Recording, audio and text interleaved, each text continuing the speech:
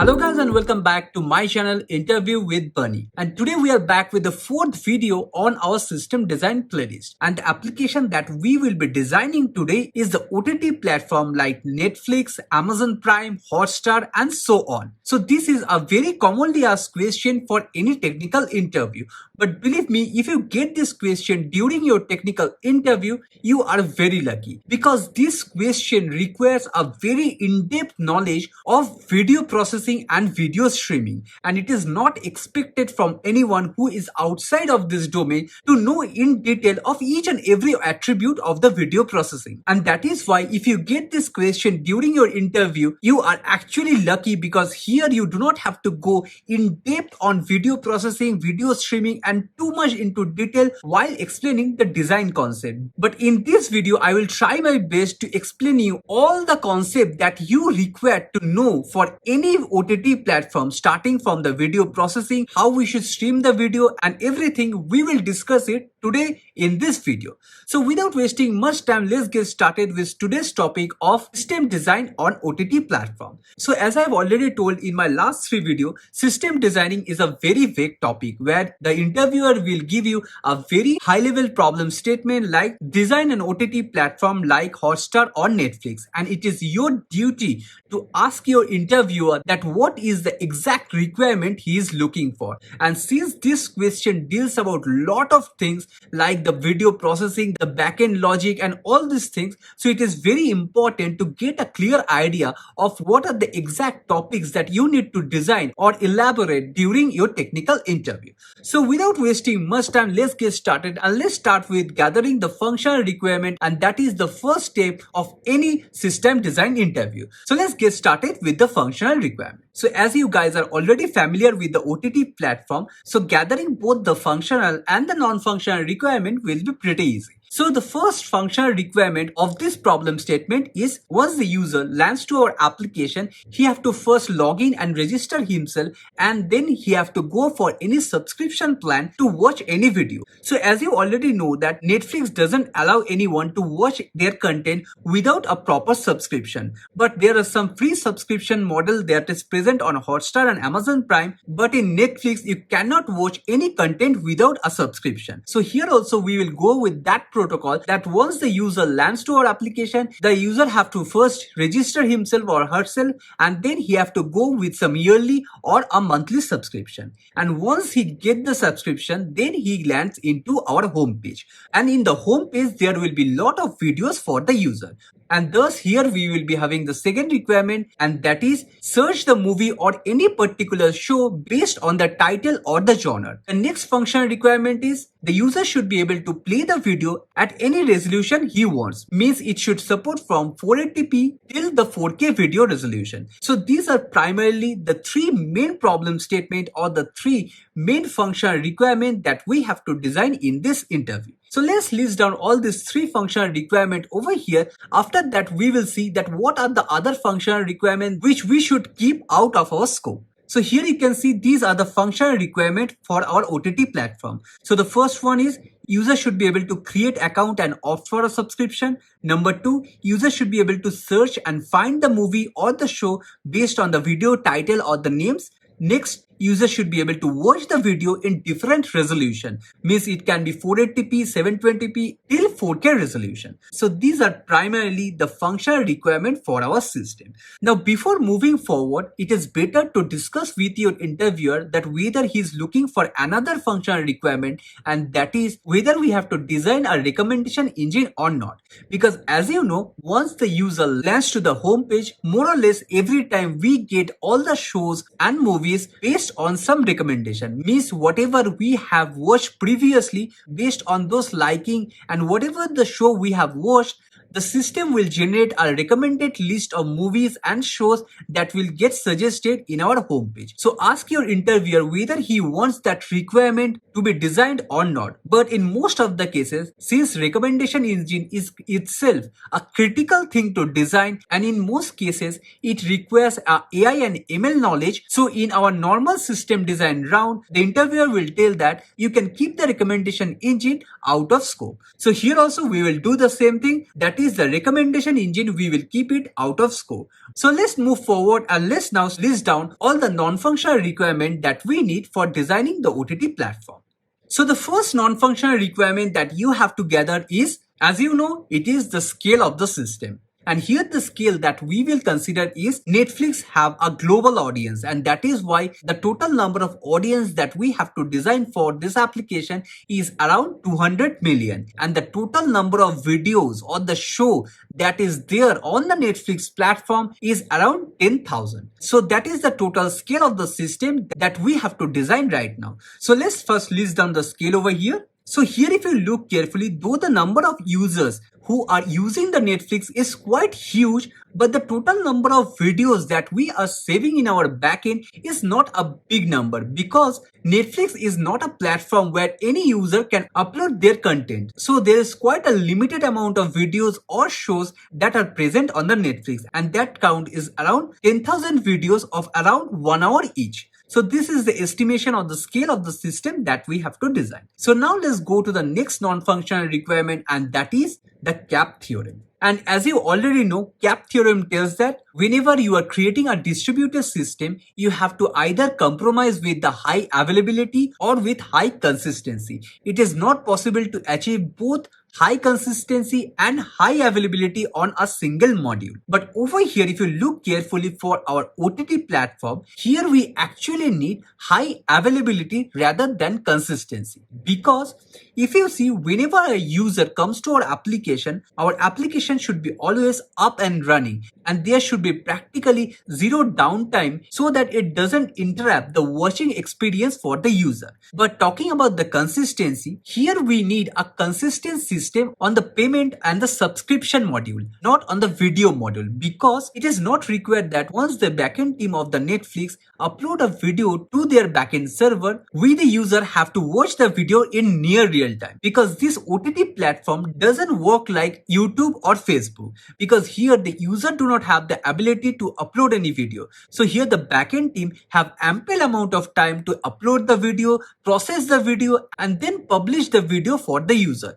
So here the availability of the application is much more needed than the consistency. So here in the cap theorem, we will give the priority to the availability rather than consistency. Now let's come to the next non-functional requirement, and which is actually very crucial, and that is users should be able to view the video with zero or with nominal latency. Means once the user watching a movie, there should be practically no buffering on the screen, and it should be a seamless experience for the user. So that will be a major non-functional requirement for our OTT platform. So more or less, these are the three most important non-functional requirements that we have to consider to develop our system. So here if you look carefully, we are done with the first step of our system designing, and that is the gathering of both the functional and the non-functional requirement of our system. And here if you look carefully on the non-functional requirement, here you can easily understand that the scale of this system is quite huge. And obviously, since we are developing for this many users across the globe, so here by default we have to go for the microservice or the distributed architecture rather than the monolithic architecture, because it is impossible for a single server to handle this much amount of the traffic and then stream the video for the user. So obviously it is clear that we are going with the microservice architecture.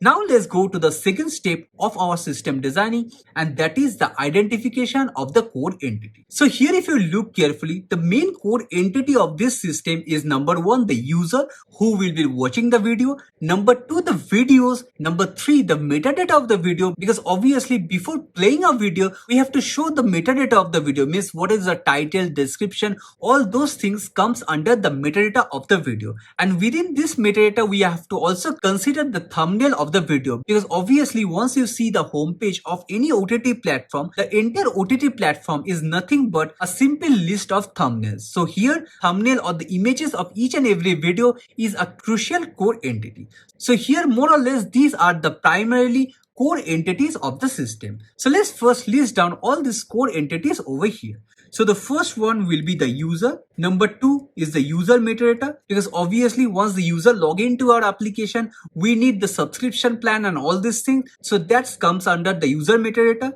Number 3, the video. Number 4, the video metadata, which consists of the static images and the video description. So here at this point, these are primarily all the core entities that we can figure it out from our functional requirement. It might can happen that once we develop our system, we can see that there are more core entities that are involved. But as of now, based on the requirement gathering that we have done, these are primarily the core entities of our system.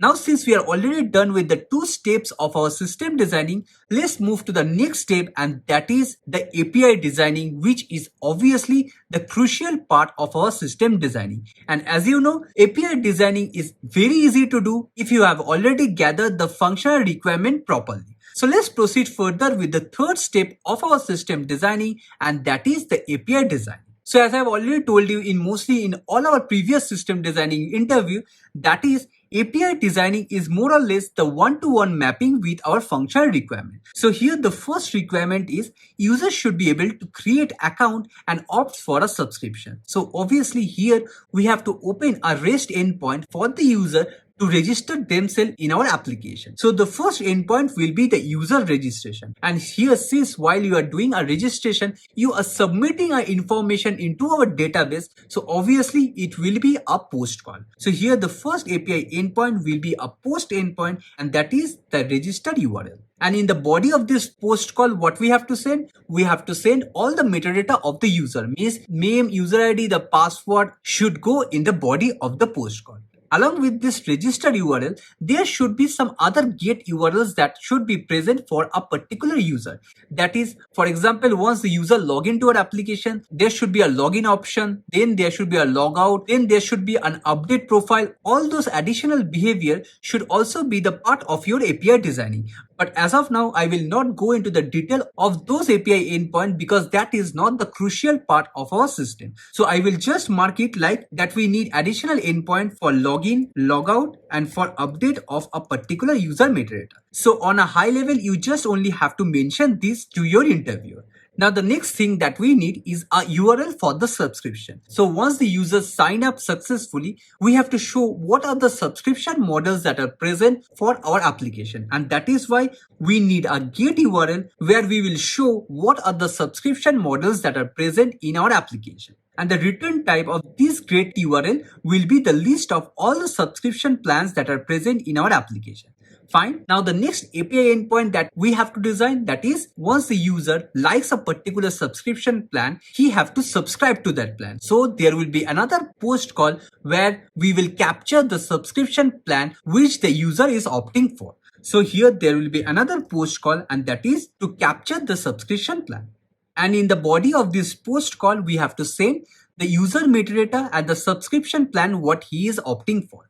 So I think this is clear, and thus we complete API designing for our first requirement, and that is the creation of user account and opting for subscription. So I think this is clear. Now let's go to the next functional requirement, and that is the user should be able to search and find movies and shows based on the video title or names. So obviously here we have to go for a search URL where the user can put any name for a movies or videos which we have to retrieve from our database. So obviously this will be a get call, and this is how our endpoint will look like. So here you can see we have a search endpoint where the user can give any names of the movies or show that he wants, and the return type of this API endpoint is the list of all the video ID that matches our search criteria.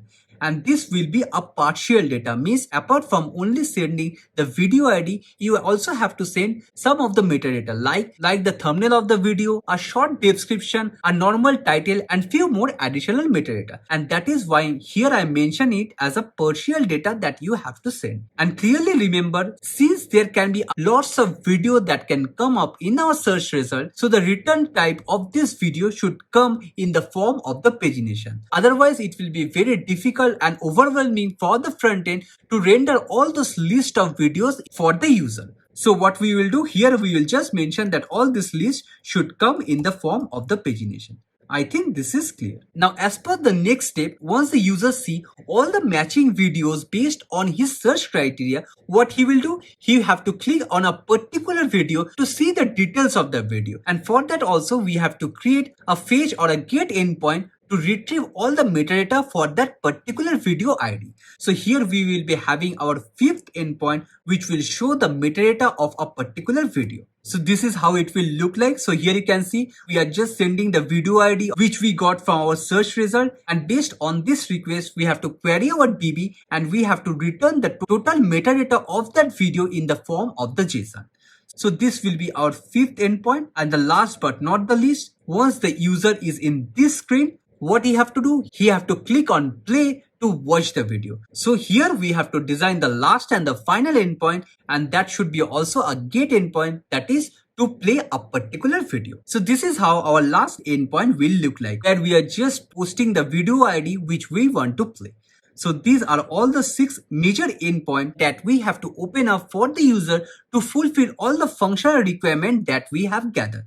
Now let's move to the fourth step of our system designing, and that is the high level designing of our OTT platform, where what we do, we create some boxes or something to convert our entire functional requirement into a pictorial design by which we fulfill our requirements. So let's start with the fourth step of our designing, and that is the high level designing of our OTT platform. And so if you see and understand this OTT platform, high level designing for this is actually quite simple, because here we do not have too much component to play with. Only thing that we have is a user who is trying to watch the video and some of the backend server that are making it possible. So let's see what will be the high level system designing for this application. But believe me, this is quite simple to understand. So what we will design first, so obviously here we will be having some users. Let's design it like this. So these are all our user or the client where our videos are actually streaming. Next, what we need, since here we are going with the microservice architecture, so obviously we need a load balancer and an API gateway to distribute our huge traffic evenly across all our server in the backend. So here we will be creating an API gateway and a load balancer to distribute our entire traffic. And how the API gateway and the load balancer will work? So here the main logic by which the load balancer should work is it should follow the simple round robin algorithm, and the primary role for the API gateway would be user authentication and authorization, number 2 the proper routing of our system APIs, and number 3 the rate limiting. So let's list down all those things over here.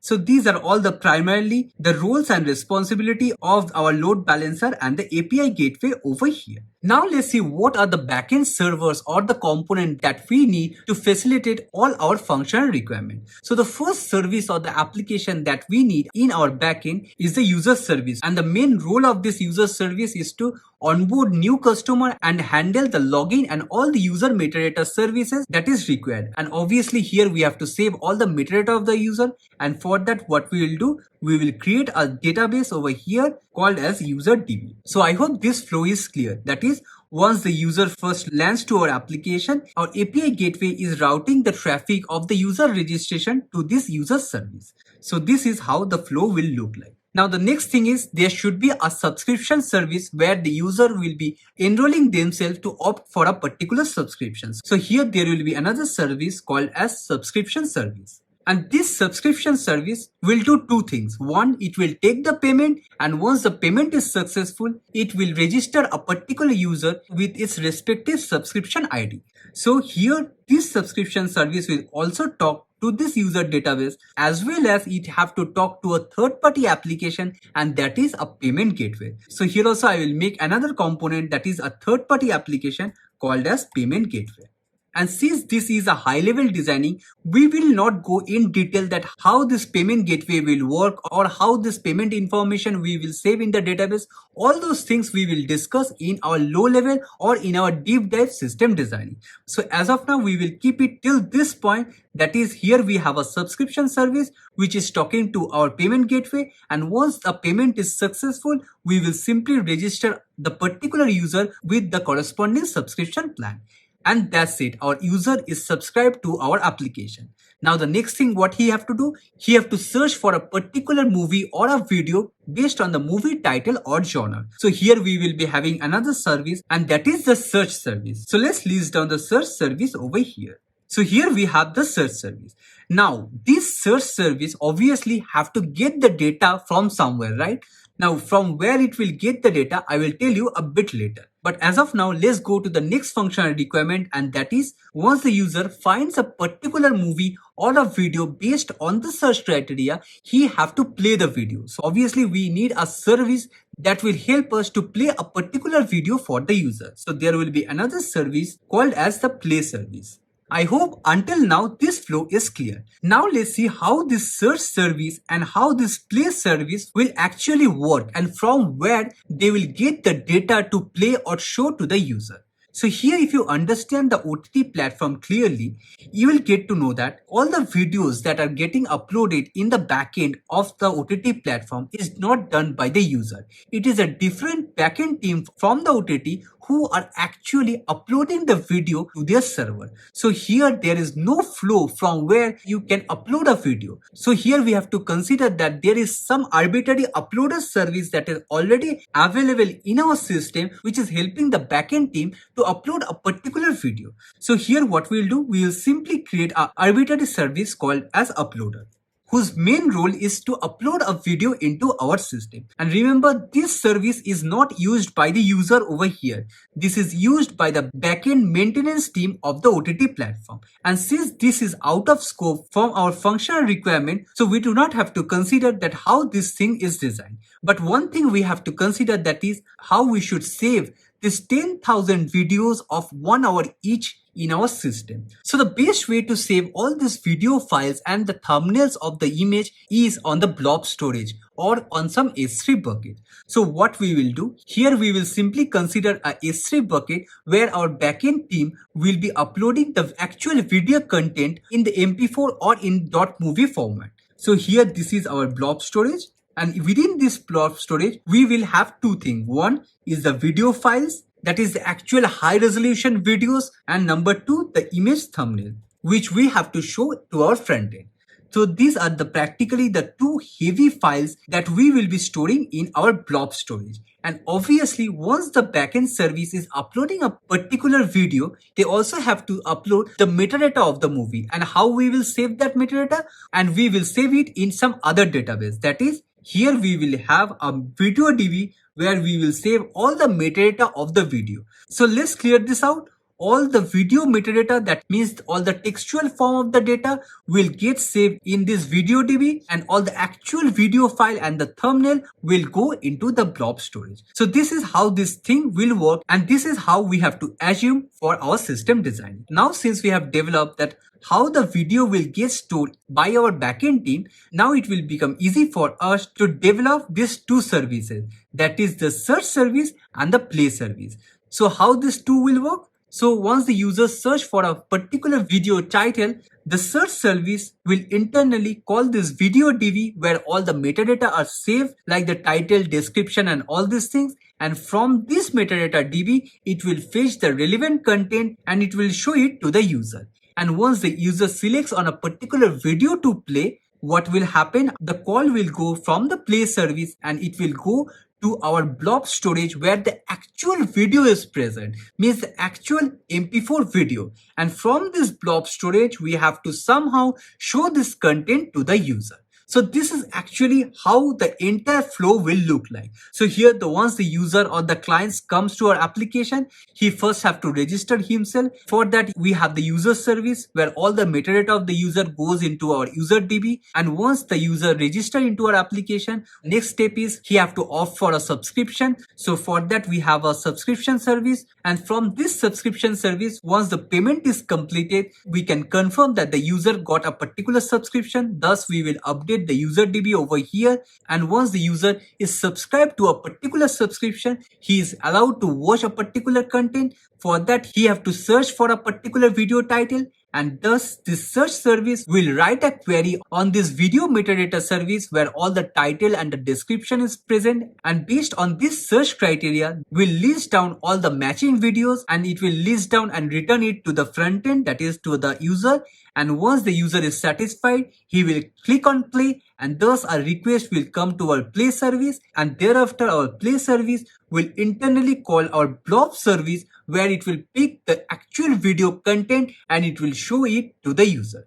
So here you can see how we have done the high level designing of our application, where you can see we have more or less fulfilled all the functional requirements that we have gathered at the very beginning of our interview. But if you look carefully, all these things is quite high level, because definitely this thing is not as easy as it looks like, because there is a tons of logic that is going on in the backend when you are actually playing a video. Along with that, you can see that we have to give the user the provision to watch a particular video with minimal buffering. So all those things we have to discuss in detail, and those things we will discuss it in our next segment, and that is in the low level designing or in the deep dive system designing. So let's go to the next section, and that is the low level designing or the deep dive analysis of this OTT platform, where we will see in detail that how each and every component will work, what will be the choice of the DB, how the DB should be optimized. All those things we will discuss in our next segment, and that is in our low level or in our deep dive design. So let's proceed further with our low level design. Before proceeding further, I just wanted to notify that I have created a very simple website over here, so that you get all the contents that I upload on the YouTube on a single platform. So here you can see there are lots of content on the system designing, on the low level system designing. Similarly, here we have the complete graph playlist, where we have already 15 to 16 video over here, as well as all the latest contents that I'm uploading on the YouTube. I will keep on updating all those things in this website. This is a free website that is hosted also in a free domain. So do not forget to bookmark this website, so that it will be helpful for you to find out all the relevant contents regarding your upcoming interview. So let's start with the low level or the deep dive design of each and every component that we have discussed over here. So what I will do, I will simply copy the existing high level design that we have over here. Now let's start with the first component and the most easiest one, and that is the user service. So the main functionality of the user service is quite simple, that is the authentication and authorization. So whenever a user comes to our application, we have to simply register that user, and for that this user service need to persist all the metadata of the user into our DB. So what we will do here in the user DB service, we will save all the metadata. So let's see what will be the schema structure for this user DB and what DB we should ideally use. So since this is a simple relational data which need to be consistent and highly available, so what we will do, we will simply go with the MySQL database. And the schema structure will look something like this. So here you can see this will be the schema structure, which will have few of the important metadata like the name, email ID, password, subscription status, and the expiration date of the subscription. So here this will be the schema structure of this MySQL database. So this is quite simple and self-explanatory. So here we have all the user metadata, and whenever the user try to log in into our application for the second time, based on the login credential, we will first validate the user with this database, and if the user has been authenticated successfully, then we will share the JWT token from here, and based on that JWT token, user will be able to call the other services here. So this will be the simple flow. Right? Now we will go to the second module, and that is the subscription module. So since this subscription module we have to expand a bit, what I will do, I will simply reorganize it over here. So here we have the subscription service. I just exchange the position of the user service and the subscription service so that I get some enough room to draw the subsequent services. So let's see how the subscription service will work. So as soon as the user log into our application, the first thing the user will try to see is what are the subscriptions that are available in our system. And for that, to store all the subscription, what we need a subscription database to store all the subscription that we allow in our system. So this will be our subscription DB. So here we have our subscription DB somewhere over here. And this subscription service will talk to this database to fetch all the subscription metadata from here. Means whether it's a 1 month of subscription, whether it's a 2 month of subscription, or what is the price for that, what is the expiration. So all the subscription related metadata will be stored in this database. And since here also it is a simple straightforward data, here also we will be using a MySQL database. So let me quickly draw the schema structure here. So our subscription database will have this following information. Means we have the subscription ID, the name of the subscription, the price, the validity, and the currency. So this will be the metadata that we will be having in our subscription DB. So once the user logs into our application, it will first fetch all the subscription from this database using the API that we have created, that is this one. That is the second API endpoint, and this second API endpoint will fetch all the subscription that are stored within our subscription database. And based on that subscription list, obviously the user will try to opt for a particular subscription. So what the user will do, once the user confirms a particular subscription to buy, he will be landing to a payment service. So here what we will do, here we will introduce another service called as payment service, where he have to put all the payment related credentials like the card details and all those things. And once he put all those details in this payment service and click on pay, internally we will call an additional service which is nothing but a third party service that is called a payment gateway, where the actual transaction with the bank will happen over here, and based on the status of the transaction, a notification or an acknowledgement will come from this payment gateway to our payment service that the payment has been successful or failed. And once the payment has been successful or failed, what we have to do, we have to save that information into some database. So here also we need another database that is called the payment database. And as you know, payment database should be highly consistent, and that is why it should be also a MySQL database. So let me quickly write all those things over here. So this is how payment schema will look like, which is simply a payment ID, a user ID, amount, currency, and the time when the payment has been made. So here one thing I forgot, that is in the user DB, there should be one more additional field, and that is the user ID over here. And that's it. So our payment DB is done. So what is happening, once the payment is successful or failed, we are updating into a payment database and we are sending another acknowledgement to our subscription service that the payment has been done successfully. And once the payment has been done successfully, we had some couple of things to do. Number one, we have to send the notification to the user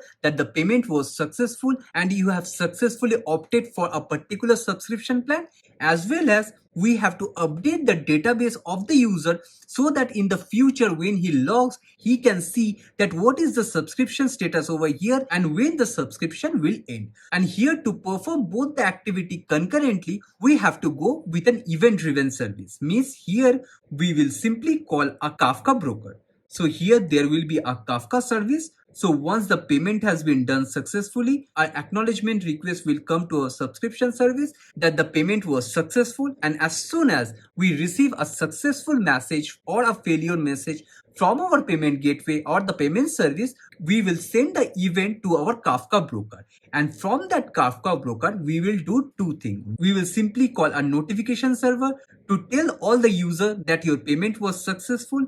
And also we have to update this user DB. And for that, to update the user DB, we have to write a consumer service over here. So there will be two services that will talk to this Kafka using a Kafka Connect. So the first service will be a notification server and the second one will be a consumer service. And the role of this consumer service will be to update the expiration date and the subscription status of this user. So what we will do, from this consumer service, we have to update this user database. So this will go off. So here we are not calling from the subscription service, rather we are going through this iteration, that is an event will be posted on the Kafka, and based on that the consumer service will update the user metadata over here. So I hope you are clear with how this user service is working, means how we are onboarding a new user, as well as how this subscription service is working so that a user can opt for a particular subscription model. So this is how the flow will work. I think this is clear. Now let's go to the next service, and that is the search service, which is also a pretty simple thing if you have already gone through my previous video. So how the search service will work? So since here we are searching over the database based on the title, genre and all these things, so you know that the search will be quite intensive. Means here we have to scan to entire database to find out the matching videos or the matching movies for the user. And that approach of scanning the entire database to find out your relevant content is not at all optimal. So what we have to do here, as usual, we will be going with our base searching engine, and that is we will go with the Elasticsearch. So here, instead of calling the video database directly from the search service, what we will do, we will change it to a Elasticsearch. Means here this service will call a Elasticsearch in between, and this Elasticsearch will execute all the query that the user want to execute, and this Elasticsearch will search on the entire database and will return the relevant content to the user. And as you know, Elasticsearch is highly optimized for search because the way it is implemented inside. So here, to optimize our search engine, we will be going with the Elasticsearch. But as you have already understand, the concern is how the metadata of the video DB will go to the Elasticsearch. And as you know, for that what we do, we use the CDC pipeline. So I hope if you have gone through my previous 3 videos, you must be knowing right now that what is a CDC pipeline and how we should incorporate a CDC pipeline into a database to feed the real-time data into our Elasticsearch. So here I will not explain it again further, rather I will simply mention it over here. That is, to update the relevant content into our Elasticsearch, we will be having a CDC pipeline over here. I think this is quite simple and clear because this type of approach we have already seen in our last previous 3 videos. So here we are done with our third service, and that is the search service. Now comes the most important thing, and that is the play service, because every logic that you have to design over here is within this play service. So as we have discussed in our high level designing, what we were doing, once the user search a content from our database, what we were doing, we were simply clicking a play button and our request was going to the play service. And here we were showing that this play service will fetch the actual video file from here and it will play in the front end, means on the client. But practically this is not possible because of the fact, for example, you are watching a 4K movie, so the size of a 4K video of 1 hour will be around 40 GB. So if you are watching a movie of 2.5 hours, so you can easily estimate that the size of that video will be around 100 GB. And by anyhow, it is not possible that whenever you are clicking on a video to play, a 100 GB movie will get downloaded into our system in near real time. Because it is not possible, we do not have that much bandwidth in our mobile, or we do not have that much internet speed to perform that activity. So what we have to do, we have to do something efficiently, so that on each and every mobile, whether it is having a high bandwidth or high net speed, or it is having a low internet speed, we should be able to see the video. So that is the main objective that we have to solve. So if you have noticed carefully, while we see any movie on Netflix or Amazon Prime, what happens is like, maybe on the first few seconds, the video is a bit blurry. But as we keep on watching, the quality of the video keep on increasing. Similarly, at some moment, it can happen that you are again seeing a video segment of low resolution. So in this way, our viewing experience will keep on changing based on the bandwidth or the internet speed that we have. But one thing is for sure, that our video should not buffer while we are watching the movie. So that is the primary goal, and that is the primary non-functional requirement that we were talking about. That is, once the user see a video, the video should have 0 or the negligible buffering. So let's see how we can clone that type of logic and how we can design such a resilient system. So what happens in this type of video streaming application or in OTT, it is like, once the video gets uploaded in our backend by our backend team, the videos are first processed before we send the video for the user or the client to watch. Means before we publish a show or a movie for our users, the video have to go through a n number of processing so that we can enhance the user experience. So right now I will more or less tell you in brief that what are the exact steps that we have to perform before we publish a particular video for the user. So here, as you have already seen, we have the uploader service, which is used by the OTT backend team, where the team does 2 activities. They upload the metadata of the video into our video DB, means the title, description and all, and they upload the actual video and the thumbnail of the images in this blob storage. So the blob storage here, what we will consider is a S3 bucket. Now once the video has been uploaded successfully into this S3 bucket, what happens is like it goes into a processing server, and the first processing server it encounters is called a chunker. So here we will have a service called as chunker. And what is the role of this chunker service? The simple role of this chunker service is it splits the entire video into thousands and thousands of small pieces. For example, an entire 1 hour or 2 hour video is split into small section or small segment of 2 to 8 second chunks. Means the entire video gets pieces into hundreds and hundreds of chunks in this chunker services.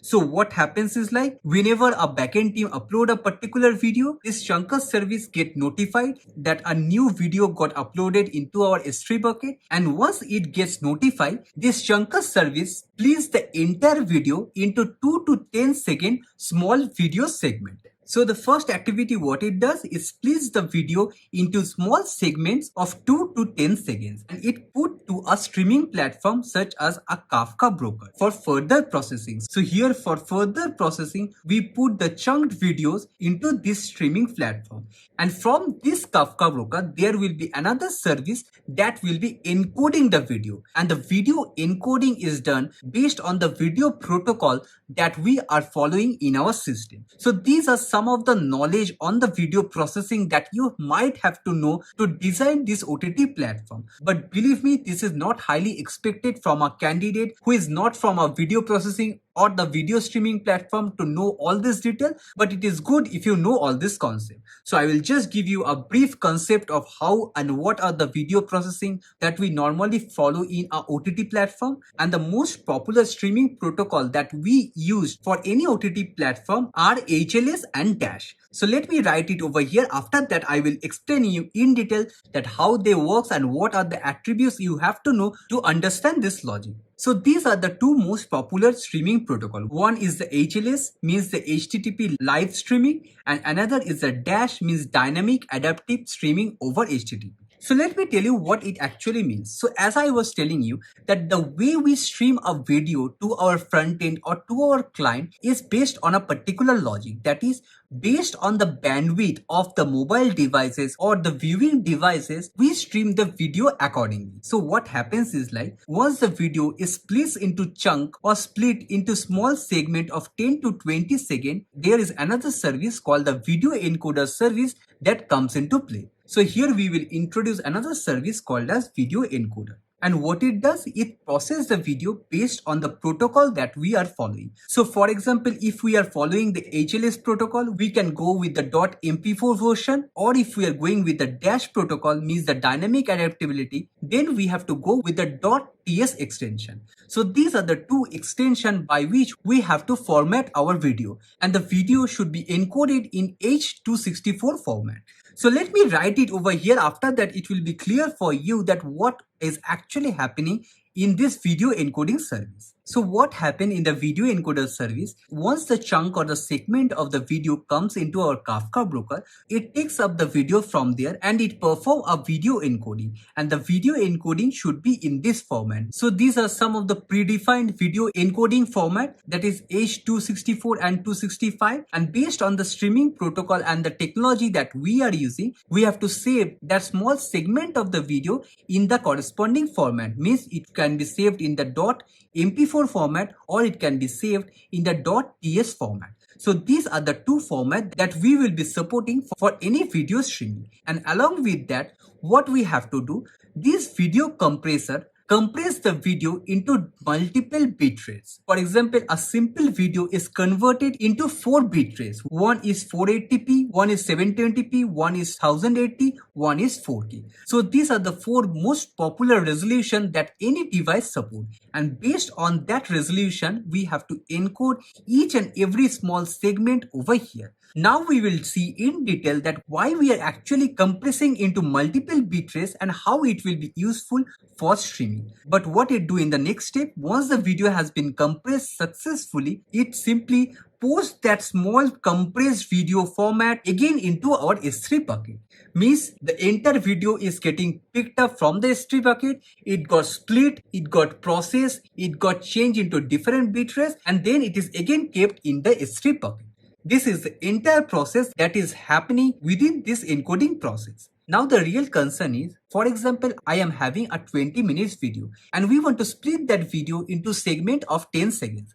Means we will be having 120 small segments of 10 seconds each. Now the concern is, when the user is playing the video or when we are saving the video, how we will understand that which part of the video comes after what. Means there should be a linkage between each and every segment of the video, otherwise we cannot stitch the video again and give it to the front end so that the user see a continuous sequence of the video. So to perform that, to maintain the sequence of a particular video, what we do, we create a manifest file. So what a manifest file is? Manifest file is a data simple XML or a data file where we keep the sequence of each and every file in the system. So let me show you a manifest file as an example so that it will be easy for you to understand this entire concept in detail. So here you can see these are the two manifest files that I have got from the internet. And this is how the manifest file looks like. So let's see right now in detail that how this manifest file looks like and what it actually does. So once a video is split into small segment by this chunker service, this chunker service create a manifest file, and this is how it looks like. So here you can see our entire 30-second video got split into 10 seconds each. So this is segment 1, this is segment 2, and this is segment 3. So these are the three 10-second video that a chunker service have split. So this is one part of the manifest file. Now once this part is done, there is another encoder service that is present over here, and this encoder service compress the video into further resolution. Means it convert it into 480p, 720p, 1080 and so on. And here you can see, based on the resolution that we are supporting, we are creating a playlist over here. Means if we are supporting a lower resolution, we are having a lower playlist, and if we are supporting a higher bandwidth, we are supporting a higher playlist.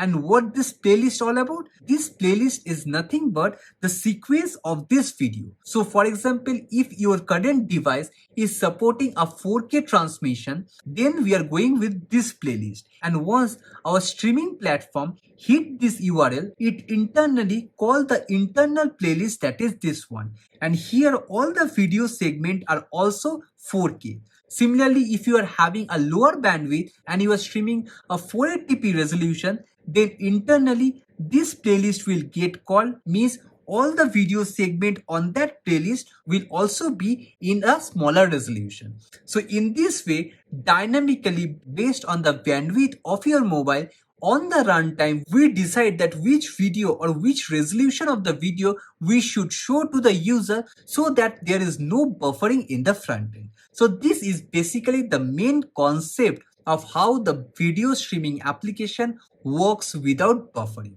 So I hope you got a pretty clear idea that how the things works over here. Now we will go that how we will support this encoding logic and how we should save all this logic into our database and how this entire thing will work seamlessly. So stay with me.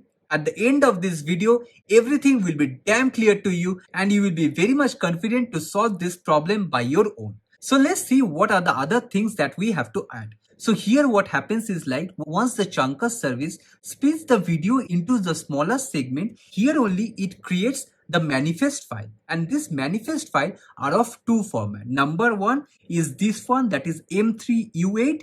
So this is one type of manifest file which is generated for the HLD streaming protocol, and another type of manifest file is .mpd which is used for the dash protocol. So here our manifest file is getting generated, and based on the protocol that we are following, we are saving it accordingly. And where we are saving? This manifest file is getting saved in this video DB, where we are saving all the metadata of the video. I think this is clear. Now let's see what will be the type of database that we will be using to save all the video metadata. And the base database that we can use over here to save all the metadata of the video is a MongoDB, because you can easily assume that all the episodes, all the movies that we are storing in our database can be of different schema structure. Some might have some playlists, some can be a single video. So there will be a different schema structure on each and every video that we are uploading. And the base database that support a different schema structure is a MongoDB. So here we will be going with a MongoDB for storing all our video metadata.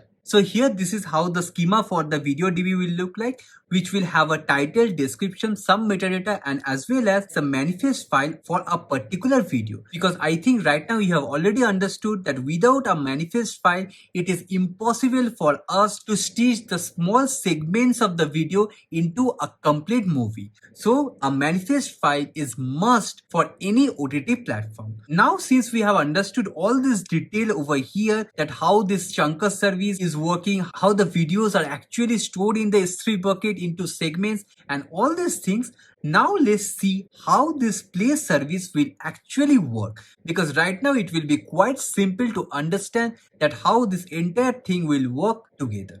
So what happens is, like, whenever we are clicking on a play button, the request first comes to our play service. And here what happens is, like, instead of going to the S3 bucket that we have over here, this play service try to pick up the manifest file from the video database. So here instead of calling the S3 bucket, it actually calls the video database from where it gets the manifest file which the user is asking for. So for a particular video, it receives the manifest file from the video DB, and once the manifest file received in the play service, it sends it in the response to the client. Now everything is on the client, that how it will play the video. Now once the client receives a manifest file, what it actually does, it first calculates the bandwidth of the system. Means what is the bandwidth of your mobile, what is the internet speed, and all these things. And based on that calculation and on that algorithm, it calls the video segment from the server. So for example, if your internet speed is low, what it does, it calls the playlist of the lower bandwidth. Means this playlist, means it try to retrieve all the video of lower resolution. So for example, as soon as you click on the play button, if your bandwidth is slow, it will try to fetch first segment of the video of lower resolution, for example 480p. And once you start watching that 480p video, what it does, when you are at the middle or somewhere, it again further calculates the bandwidth of your mobile, and based on your internet speed on the real time, it decides that which video resolution should be coming next. Means whether you can upgrade to a 720p or you can go for a 4K resolution. And based on that bandwidth calculation, it keeps on calling the backend to retrieve one segment at a time. So let me show you how it works. So for example, at the very first step, you clicked on the play button. And at that time, your internet speed was 2 Mbps. And based on this speed, maybe the algorithm decide that you can only stream a 2K resolution video on your mobile. So what it does, it calls the backend service and it gets a 2K resolution video of the first segment. So the first segment arrives over here. So this is our segment 1, but it is of resolution 2K. Clear? So this is a 10-second video. Now, once the user or you are playing the video at a particular time slot, means for example, at around 6 seconds, for example, it again recalculates your bandwidth or your internet speed. And for example, here also your bandwidth or the internet speed is 2 Mbps. So since your internet speed is still low, what it does, it again makes a call to the backend service to fetch the next segment of 2K resolution. So another segment of 2K resolution comes over here. So this is the segment 2 of 2K resolution. So right now you are in 6 seconds and your next segment have already arrived. Clear? So now let's take an example. You keep on watching show and you arrived on the 6th segment of your next segment. So here you are at the 12th second, and here again what it does, it will again recalculate your internet bandwidth. And for example, right now your bandwidth got increased to 10 Mbps right now. And since you are on the higher bandwidth right now, it will try to fetch the next segment of higher resolution. Means it will try to fetch the third segment of 4K resolution. And in this way, before the previous segment ends, it will call the server and fetch the next segment that it can play. So in this way, this process will keep on going one at a time, and at each and every 6 seconds of your 10-second video, the next second will get downloaded and it will get stitched in your application so that you can see a continuous long form video. And this is how the actual OTT platform works. I hope this is clear. And what this 6 second all about? So this 6 second is an arbitrary number which I have defined over here, but this is actually called an iframe. So each and every video segment have a iframe, and once the video reaches the iframe, the client makes the next request for the next segment, and thus the next part get downloaded subsequently so that the user gets a flawless experience while watching the video. So this is actually how the OTT things works in the backend. So now we are almost at the end of our video, and we just have one major thing to discuss. And that is, here if you look carefully, here on each and every iframe means on each and every 6 seconds, our front end, that is our client, is calling our backend server, means the S3 bucket, to fetch the next segment of the video. But here if you see, this is a major hop that a request have to travel. Means it have to go through the load balancer, it have to go through the play service, it have to go through the S3 bucket. So this will take a lot of latency to fetch the data from the S3 bucket. So this thing we have to optimize. And for that, what actually happens is, like, all the videos chunk that are mostly used, or whatever the movie that are mostly watched, those are kept in the local CDN. So here, instead of directly calling S3 bucket that we have in our backend, we are having a huge CDN library close to our user, where all the video segments which are most recently used or most recently watched, we keep it cached in this CDN bucket so that our client do not have to traverse this much to retrieve a particular video segment. What it does, whenever it requests the new segment of the video, it simply calls the CDN server that is located very close to it. And here this CDN library consists of all the small chunks of the video that are recently used or recently watched by all the regional user over here. So as you know, CDN are geographically located in different regions, and whatever the most popular video on a particular region, we try to keep it cached in the CDN library so that there are less possible cache miss in our CDN and we do not have a buffering in the front end. But in case there is a miss in the CDN internally calls the S3 bucket that we have over here and it keep it in the cache. So this is how this entire thing actually works.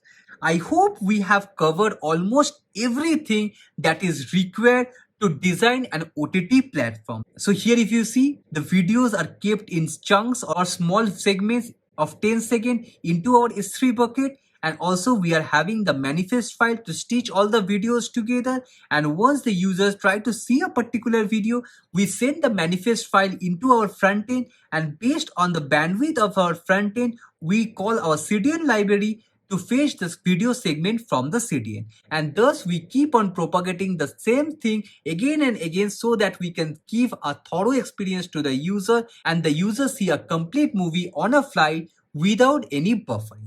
So this is all about how we should design an OTT platform. Now let me give you a small suggestion or enhancement that we can do over here. That is, instead of calling this video service again and again, what we can do here, we can cache all the data over here using our Redis cluster. So here we will introduce a small Redis cluster so that whenever a user clicks on the play button, instead of going to the video database to fetch the manifest file, we can simply get it from our Redis cluster so that the first initial load time of our video also decrease. And thus this will be an efficient solution. And one more thing I just want to mention, that is all the streaming protocol that we are following over here is HLS or a dash protocol. And just for your information, I just want to show what is the difference between the HLS and the dash protocol. So let me just give you the difference over here.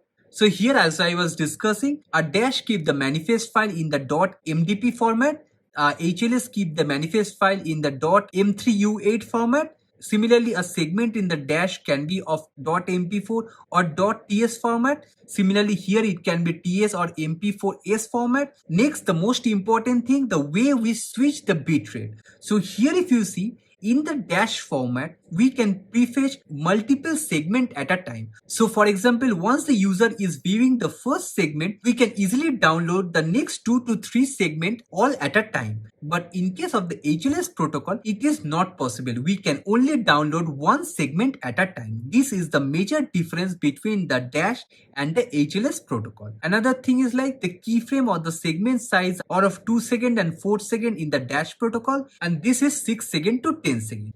And another major important difference is in the dash protocol, multiple bitrate can be fetched all at a once. Means we can fetch the same segment of the video on different bitrates. Means we can fetch the segment 2 of a particular video in all the 3 high resolution.